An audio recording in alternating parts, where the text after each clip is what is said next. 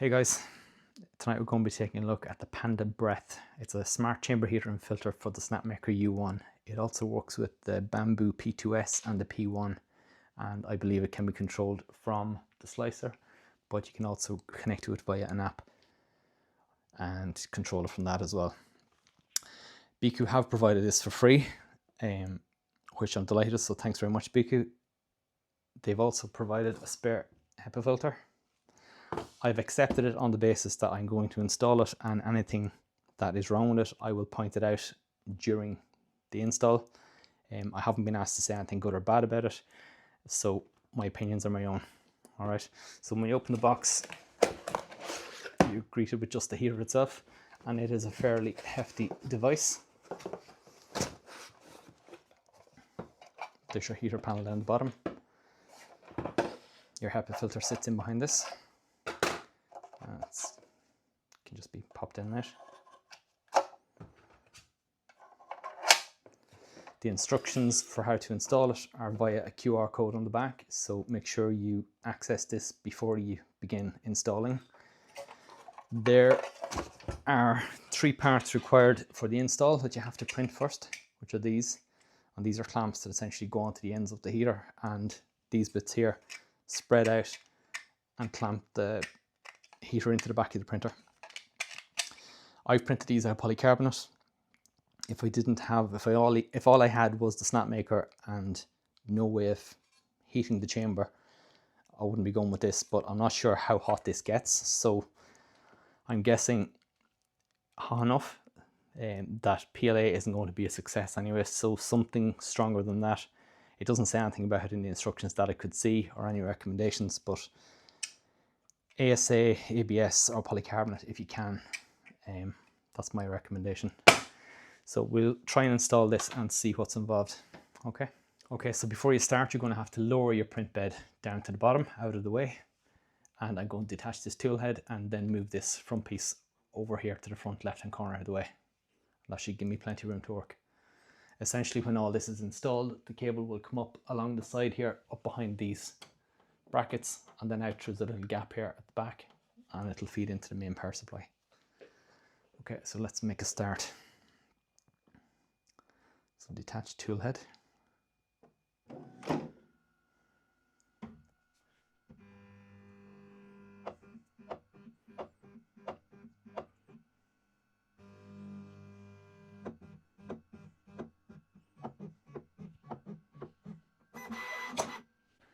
And we want to move the rest of the tool head forward out of the way.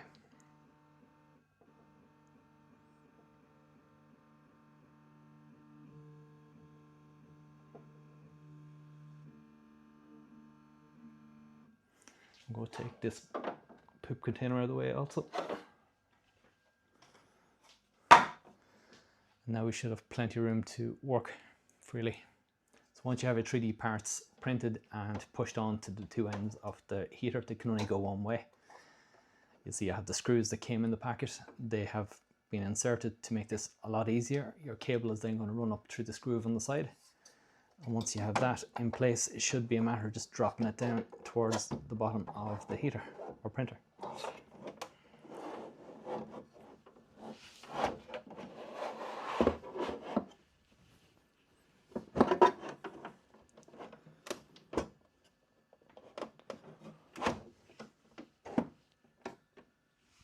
So once you have it in place, use the provided Allen key to tighten the screws holding the clamp, and they will spread out and ensure that the heater can't move.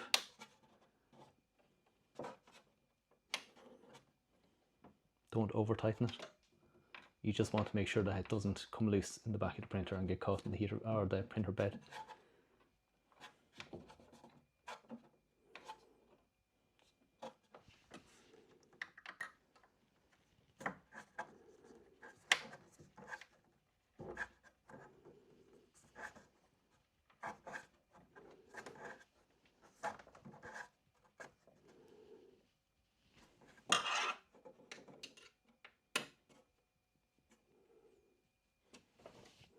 So once they're tight, just catch the heater and make sure that it's not moving.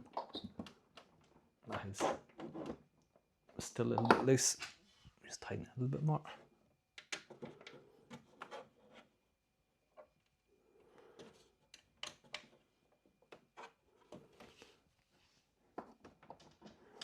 That's pretty good.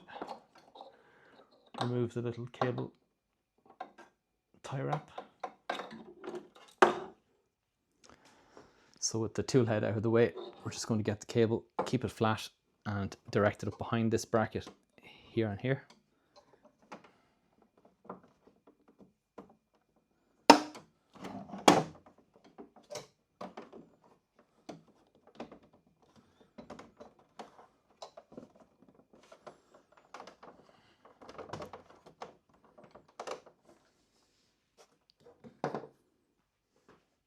So once you have the cable in position, make sure your bin goes in without fouling the cable. And that works okay. And make sure your tool head goes on without getting disturbed either.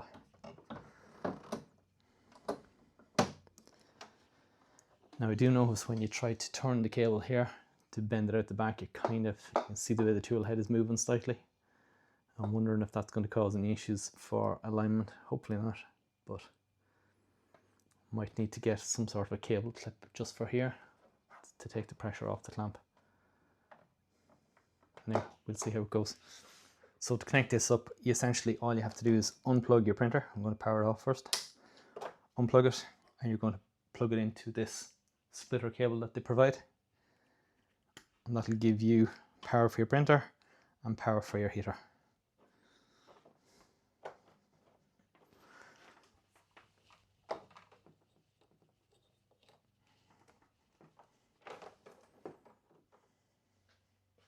Okay, so now that we've all connected up, we're going to reinstall the BIQU pop cap. And there's actually a gap at the back here for the cable and all, which is quite handy. Let it through. And sit it down into position. Okay, so now we hit the power on at the back, we're just going to fire it on here. And it automatically starts at auto mode. But you have multiple options here for on, for filament drying, and that power off button then as well.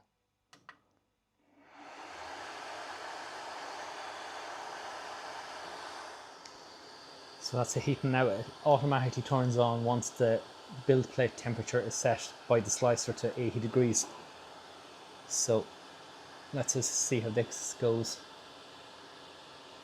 I'm printing a file I printed last week without it to see how it'll work, because last week I was getting warping at the edges. The temperature inside in the pop cap is starting to rise already, which is a good sign.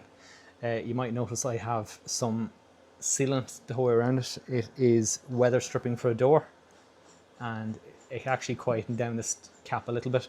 I have it on the lid as well, if I can get the camera up that far to show. But because I put it on the lid, I had to extend out the magnet slightly so that it would close. But yeah, it seems to work reasonably well. Let's see how it holds the heat in. I've installed a heater probe inside in the chamber as well, just so I can verify that what this is saying is fairly close. So you can see here the chamber temperature is reading 43 degrees on the printer itself. So this is off, but my thermometer is reading about 42.2.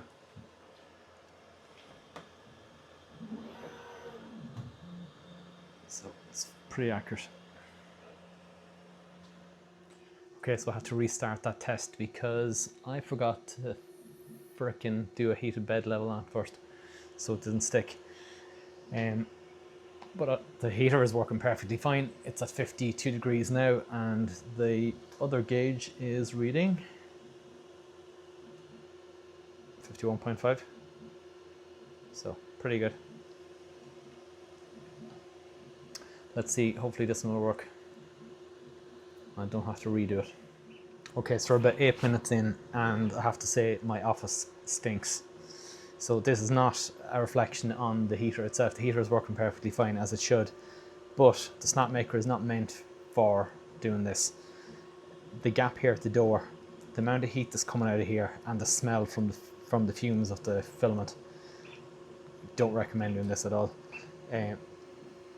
Just holding it close to the gap, you'll see that it's rising.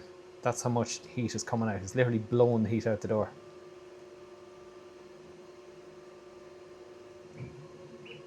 So yeah, as regards the heater, great, it really does heat, it really works. But the printer itself is not made for this. It is, you definitely want to have a spare room or a shed to be putting this in. I wouldn't recommend doing this in your office or your house.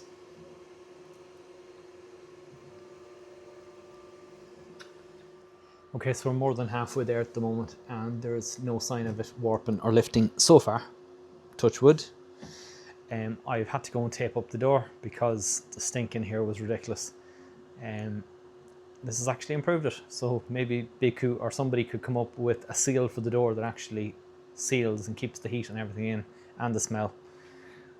I mean, it's advertised to reduce pollutants, so removes pollutants. I can't see how that's any use in something that blows them straight outside the door. So come up with a seal and this is going to be well worth an investment.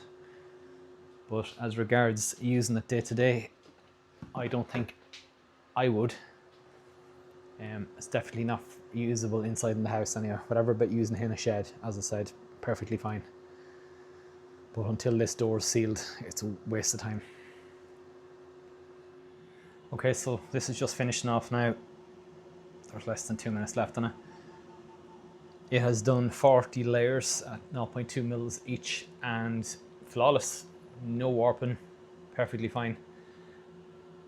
As a heater, brilliant. The last one I did without the heater, you can see kind of where it warped up at the end. It's basically lifted off the bed here, just the ends. It's kind of hard to see, but it did it with much narrower there at the end. It lifted off the bed on both ends.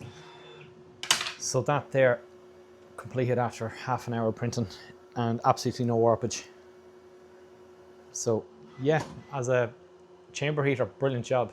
It works really, really well. It's not that noisy.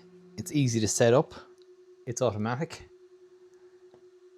And it does get the temperature up to, or the chamber up to temperature. It was reading, I think, 54 for most of the print. Yeah, quite impressed. The only thing I don't like, and it's not the heater's fault, it has its own built-in HEPA filter, and yeah, it probably works if you had a sealed printer. But this front door on the Snapmaker is not suitable for printing anything like this. So I have it taped up. I'll just drop this down a touch. I have it all taped up around the edge to keep the smell in and the heat as well.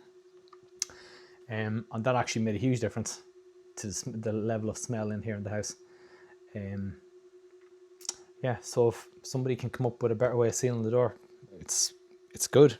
Or if you have a shed or something that you can work out of, brilliant. But I wouldn't recommend printing the likes of ASA or ABS indoors in a house that you are living in or sleeping in or whatever. But yeah, BIQU, well done, great job. And any questions, drop them in the comments. But this thing on automatic literally just turns on its own. Once you have the build plate temperature set to over 80 degrees, it comes on its own. It turns off when it reaches temperature. Like, there's literally no setup on it. So from that point of view, well impressed. Great job, thanks.